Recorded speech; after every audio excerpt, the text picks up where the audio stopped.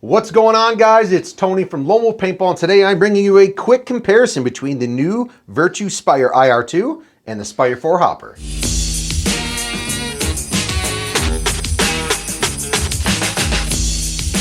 So let's jump on into this bad boy. Obviously, the Spire IR2 just came out. People are going to want to know what's the difference between, the Spire 4 Hopper, I'm assuming. So you've got the Spire 4 Hopper retailing around $249. 250 bucks we're going to call the Spire 4. You've got the IR2 retailing around $130. So we're looking at, $120 price point. Yeah, that sounds right. Math. 130 plus 120 should equal about 250. Okay, sounds good. So which one do you want me to start with, Mark? Let's go over the classic Spire 4 first. So let's go with the 4. So the 4, obviously, do you want me to go over the features that it has currently that's better than this, or just in general? Yeah, if they want to see the overview of the Spire 4, we have a video on that. Okay. I just need to know what makes this special. What makes it better than what the makes IR? it special? First off, I'm going to tell you right now, it's got that iFi technology, can sync up to the Virtue Ace gun, and it can sync up to, I think in production right now, some of the Planet Eclipse, like the CS2 Pro gun, stuff like that. So it's got the iFi board in there, which is very nice. Second thing I do like about the Spire 4 is it actually hinges up, and it doesn't come completely off. So in case that you take the shell off of this and it falls on the ground, this one won't do that. It's stuck. It's got a front hinge where you can easily get in there and clean it. Also, it does come with a spring ramp compared to the IR2, which does not come stock, but obviously you're paying $120 more for this hopper, for the board technology, the spring ramp, the actual magnetic drive cone here. So there's a couple different features that this, the 4 has that the IR doesn't, but there's a big price point there. Low paint indicator? Low, yeah, it's got that too on each side. It's got blinking lights, so when you start to get low on paint, whether you're shooting right-handed or left-handed, it's got it on both sides, so that's cool as well.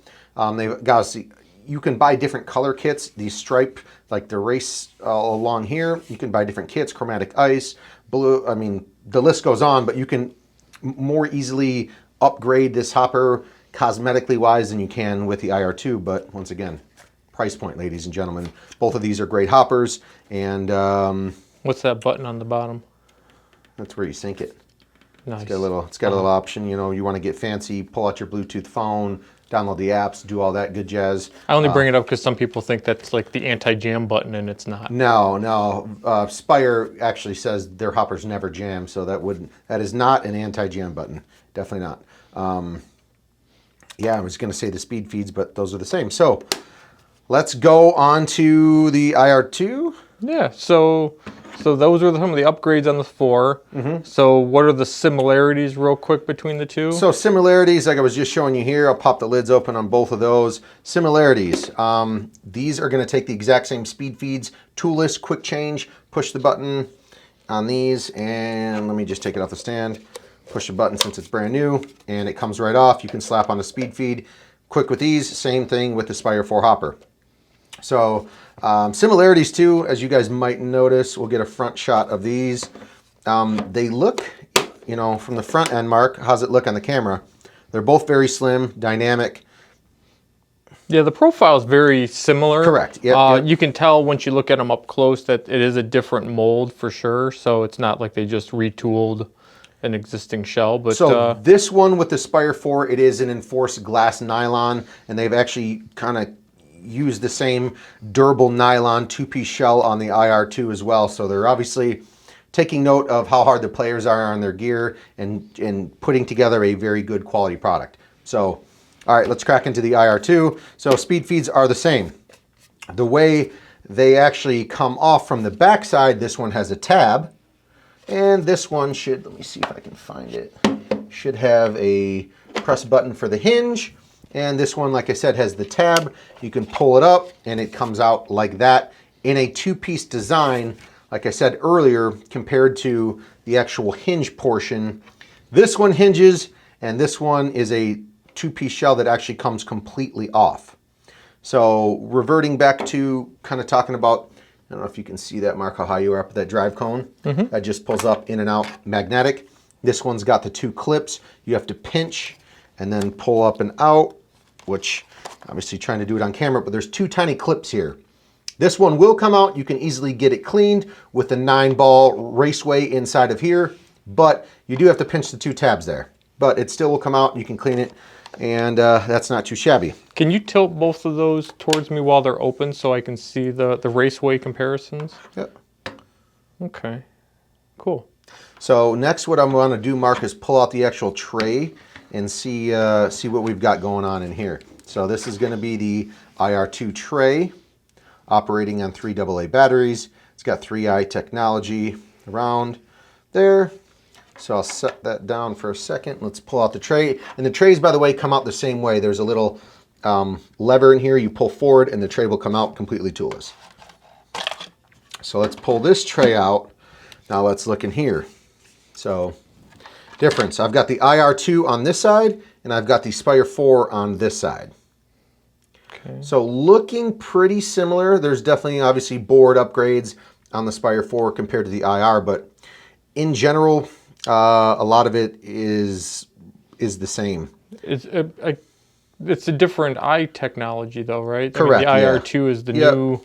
The IR2 has the new, like the infrared eyes, and then the Spire 4 is obviously based off of like the control loader feeding logic, if you want to call it that. But they're operating on 3 AA batteries, and both of these hoppers, I mean, are killer. Absolutely killer out there on the market. I assume that you can do the in-charge on the new IR2 as well. Correct, yeah, this is definitely in-charge compatible, and also you guys will notice, once again, the spring ramp for the 4, I'll put it here, is right there. And then obviously the IR does not come with a spring ramp, so that's an option. You can do that. And then you can also buy the in-charge battery for either or of them.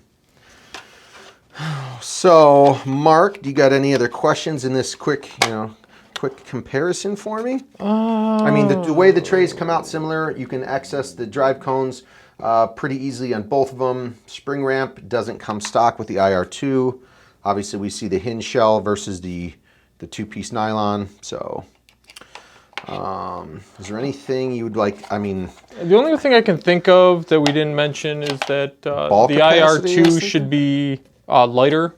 I think this thing weighs in like 14 ounces, and I believe this one is just over a pound, I want to say. Yeah, I want to say it was 16 ounces or just over. Yeah, either. So a couple ounce difference. The IR2 is going to be lighter for you, but obviously this has more components to it. So do you know what because the capacity on the IR2 is over 200 this balls. one's over 200 and this one is the same. So over 200 as well. I guess for future, is there going to be a 280 version of the IR2, do you know? I don't know. That's a good question because they currently have a 280 version of the Spire 4 right now.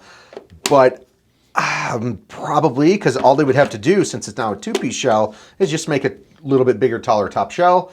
And I'm sure that's in the works, if not already headed to market. And if not, you guys might want to think about it. If not, we want our royalty check for coming up with the idea for you. So yeah, just a quick comparison. Obviously, these are family members here. Spire 4 versus the IR2. And yeah, there is a $120 difference in price point though. So it's up to you guys. Both great hoppers. You're not going wrong. Let us know in the comments if there's any other hoppers you want to see us compare the IR2 to. We've got a slew of them versus the the 4.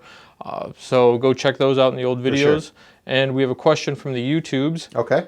Levi Smith wants to know, why does wearing a visor make you look like a noob? Why does wearing a visor make, because a lot of goggles like back early 2000s came stock with a visor, obviously in case it was raining, but now it's kind of come full circle. If you wore a visor, I don't know, we'll say 10 years ago, you were looking like a noob. Now the old school OG guys put a visor on to make themselves look cool, block out rain, block out sun, stuff like that. That's just my personal opinion, but I feel hey, sometimes you're going to get shot by a dude wearing a visor. It just happens. I think it's because it's also the easiest thing to make your mask custom is to just rip that visor off as soon as you get it out of the box. For sure. And a lot of, like I said, early 2000s, all that stuff came with visors. Kind of got out of it. Now it's kind of cool again. So I don't know. It's interesting. All right. Leave a comment if you got one, and maybe we'll pick you randomly for a future video. Otherwise, go to lonewolfpaintball.com, pick up one or both of these amazing hoppers. and we'll see you next time. Take it easy, guys.